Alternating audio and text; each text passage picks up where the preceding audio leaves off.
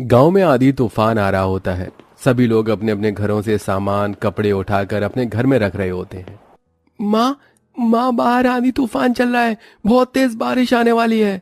अरे राजू, मैंने बाहर कपड़े सुखाने के लिए डाले थे, जा जल्दी से उन्हें उठाकर लिया, नहीं तो बारिश के चलते भीग जाएंगे।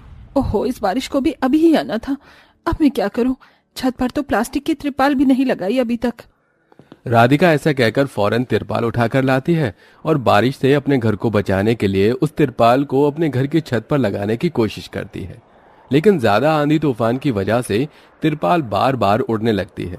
तभी तेज बारिश शुरू भी हो जाती है। अरे ये क्या माँ, बारिश शुरू हो गई, अब हम लोग क्या करें? चलो बच्चों, घर के अंदर चलो। अब हम लोग ये तिरपाल घर की छत पर नहीं लगा पाएंगे। इससे अच्छा है कि बारिश से बचकर घर के अंदर ही रहें।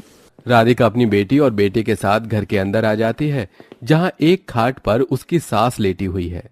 अरे बहू, बाहर बारिश हो रही है, अब कुछ ही देर में छत से पानी टपकने लगेगा। कितने दिन से कह रही थी अर्जुन से कि बेटा छत पर तिरपाल लगा दे, लेकिन वो मेरी बात सुनता ही नहीं है। कोई बात नहीं माँ जी, जब वो ड्यूटी से आ जाएंगे तो इस काम को कर देंगे, तब तक बारिश भी कम हो जाएगी। राधिका इतना कह ही रही थी कि उनके घर के अंदर से पानी टपकने लगता है। पानी को टपकता हुआ देख राधिका और उसके दोनों बच्चे फौरन घर के बर्तन उठाते हैं और टपक रही जगह पर लगा देते हैं। हे भगवान, घर के अंदर पानी टपकने लगा। अब थोड़ी ही देर में घर के अंदर पानी भी भर जाएगा। सही कहा माँ आपने, अगर हमारा घर पक्का होता तो ऐसा ना होता। आप हमारे घर को पक्का क्यों नहीं बनवा देती हो? अरे बेटी, घर पर पैसा लगाना तो बहुत दूर की बात है। अभी घर में 2 वक्त का खाना मिल जाए, वो ही बहुत बड़ी बात है। राधिका ऐसा कहकर आरती को पढ़ाई करने के लिए भेज देती है। आज अगर पैसे होते तो इतनी परेशानियों का सामना न करना पड़ता, और मैं अपने इस टूटे फूटे घर को या तो मरम्मत करवा लेती या फिर इसकी छत ही डलवा देती। पैसा न होने की वजह से राधिका अपने घर को पक्का नहीं करवा पाती। देखते ही देखते अब उनके घर में चारों तरफ पानी ही पानी भर जाता है और इधर अमीर घर के बच्चे और माता पिता सभी बारिश में नहा रहे होते हैं। अरे निर्मला, आज भी तुम बिल्कुल वैसी दिखाई देती हो जैसी शादी के समय दिखाई देती थी।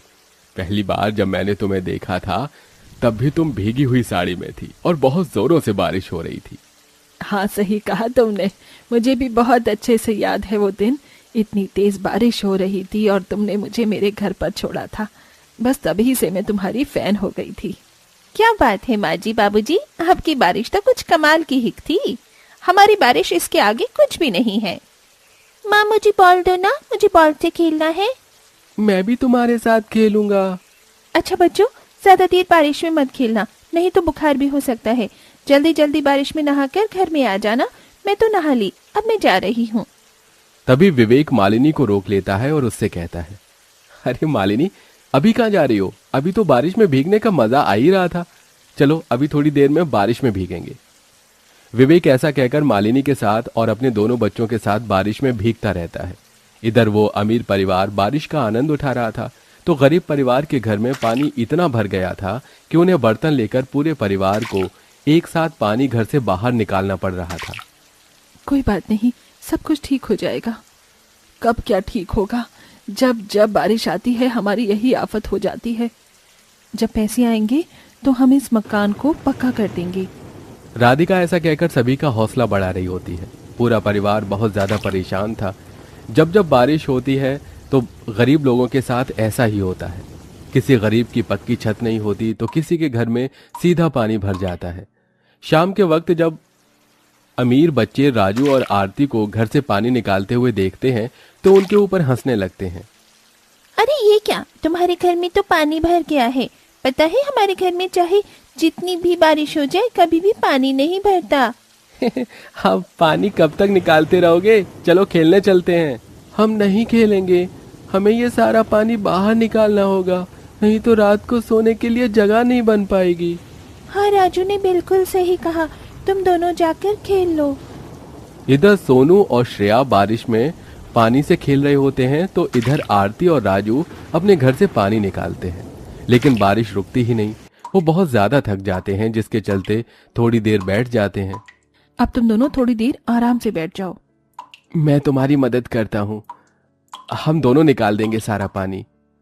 राधिका और अर्जुन दोनों पति पत्नी मिलकर अपने घर से पानी निकालते हैं। जैसे जैसे बारिश खत्म होती है वो पानी निकालकर अपने घर को सुखा लेते हैं। हमें सरकार से बात करनी चाहिए। अगर हमें लोन मिल जाए तो हम अपने मकान को पक्का कर लेते हैं। सरकार ऐसे लोन नहीं देती, लोन मिलना बहुत मुश्किल है। और फिर अगर हमने लोन ले भी लिया तो उसे चुकाएंगे कैसे? आपने बिल्कुल सही कहा। पूरा परिवार इसी बारे में सोचता हुआ रात बिता देता है। और यहाँ अमीर परिवार बारिश में नहाने के बाद ठंडी ठंडी आइसक्रीम खाते हैं और बाहर से खाना ऑर्डर करते हैं। आज खाना बाहर से ही खाएंगे, मैं आज खाना नहीं बनाना चाहती, मैं थक गई हूँ। मालिनी के कहने पर विवेक सभी के लिए बाहर से खाना ऑर्डर कर देता है। अमीर परिवार बाहर से खाना मंगवा कर खाते हैं और कुछ ऐसे ही छोड़ देते हैं जो उनसे खाया नहीं जाता। तो यहाँ गरीब परिवार के घर का चूल्हा गीला होने की वजह से खराब हो जाता है और उनके घर पर चूल्हा जल ही नहीं पाता। अब मैं क्या करूं? चूल्हा भी नहीं जल रहा। एक के बाद एक परेशानी आती ही रहती है। शकुंतला इधर से उधर कुछ ईंटें इकट्ठा करती है और उन्हें जोड़कर चूल्हा तैयार करती है। मिट्टी वाला चूल्हा तो खराब हो गया, लेकिन ये ईंट का चूल्हा खराब नहीं होगा। इस तरह राधिका उस पर खिचड़ी बनाकर सभी को खिलाती है। रात को फिर से धीरे धीरे बारिश होने लगती है। जैसे तैसे तो उन्होंने घर से पानी निकाला था, अब फिर से उनकी छत टपकने लगती है। उनकी रात बहुत मुश्किलों से बीतती है। अपनी ये सारी परेशानी देखकर राधिका अपनी पड़ोसन मालिनी के घर आती है। मालिनी दीदी, हमारे घर की छत बहुत कच्ची है। बारिश के चलते छत से पानी टपकता है और घर में भर गया है। बहुत परेशानी हो गई है। बारिश में हमें कुछ पैसे उधार दे दो, हम अपने घर की छत का थोड़ा काम करवा लेंगे। काहे के पैसे दे दो? पैसे क्या पेड़ पर उगते हैं? मेरे पास कोई पैसे वैसे नहीं है। चले जाओ यहाँ से और दोबारा यहाँ मत आना। मालिनी ऐसा कहकर राधिका को वहां से भगा देती है। राधिका को बहुत बुरा लगता है और वो चुपचाप वापस अपने घर आ जाती है और इसके बाद इसके बारे में किसी को बताती तक नहीं। ऐसे ही कुछ दिन बीतते हैं और अब राधिका को एक दरोगा के पास मजदूरी का काम मिल जाता है। चलो 2-4 पैसे आएंगे तो उनमें से पैसे बचाकर घर पर रेत सीमेंट डलवा दूंगी और हो सका तो अपने पति के साथ मिलकर खुद ही छत की मरम्मत कर लूंगी। राधिका काम करने लगती है और काम करके वो जो पैसे कमाती है उनमें से वो घर का खर्चा भी चलाती है और कुछ पैसे बचाने की कोशिश भी करती है। जो पैसे वो बचाती है उन पैसों से वो रेत, बदरपुर और सीमेंट खरीद लेती है, जिसके चलते वो खुद अपने पति के साथ मिलकर अपनी छत की मरम्मत धीरे धीरे करने लगती है। ऐसे ही धीरे धीरे उनकी घर की मरम्मत हो जाती है और अब उनके घर में पानी टपकना बंद हो जाता है। लेकिन इधर अमीर घर पर छापा पड़ जाता है।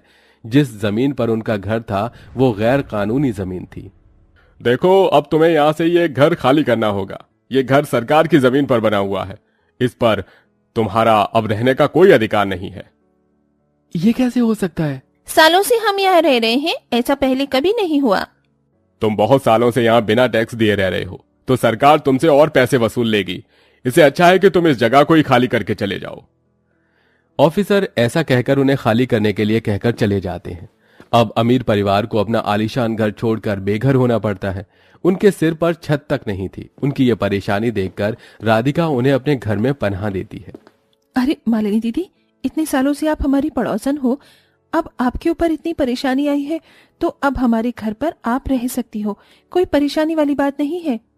ये सुनते ही मालिनी को वो दिन याद आ जाता है जब राधिका ने उसे अपने घर की छत की मरम्मत करवाने के लिए पैसे मांगे थे। मुझे माफ कर देना, तुमने मुझसे मदद मांगी थी और मैंने तुम्हारी मदद भी नहीं की थी, लेकिन आज तुमने मेरी मदद बिना कहे की, शायद इसलिए आज हमारा ये हाल हुआ है। कर्मों का फल हमेशा जल्द ही प्राप्त हो जाता है।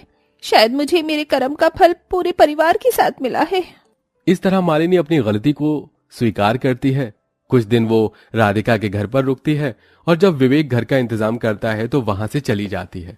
अब गरीब परिवार की भी बारिश धीरे धीरे ठीक से जाती है। उन्हें पहले की तरह ज्यादा परेशानी उठानी नहीं पड़ती।